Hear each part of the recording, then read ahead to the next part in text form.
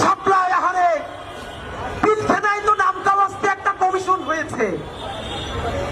সাপ্লার সবাই গরিব বলে, গ্রাম থেকে এসেছে বলে যেই গণহত্যা সাপ্লাই হয়েছে, তাদের নামে কি একটা কমিশন করতেও এই সরকারের লজ্জা লাগে?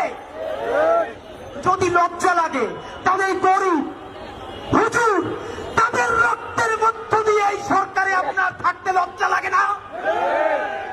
বন্ধুরা আমার, বিএনপিকে বলতে চাই, আপনাদের হাতে ধরি, পায়ে ধরি, শহীদ জিয়ার বিএনপিকে দিল্লির দাস হতে দিব না। জামাত ইসলামের ভাইদেরকে মনে করিয়ে দেই, সাইদি সাহেবের রায়ের পরে 2 শতাধিক মানুষকে 2 দিনে পাখির মতো গুলি করে হত্যা করা হয়েছে। শুধু হত্যা করা হয় নাই, পাখির মতো স্তূপ করে নারী পুরুষের লাশগুলো রাস্তার পাশে রাখা হয়েছে।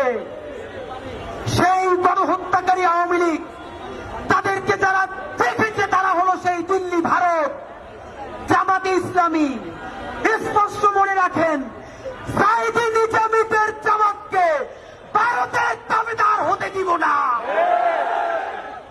এনসিপির ভাইয়েরা মনে রাখো, শত শত জুলাইয়ের রক্তের মধ্য দিয়ে নেতা হইছ তোমরা। যদি এই জুলাইকে বেঁচে দিয়া দিল্লির দাসত্ব করে ক্ষমতায় আসতে চাও, হাসিনার চেয়েও ভয়ানক পরিণতি হবে।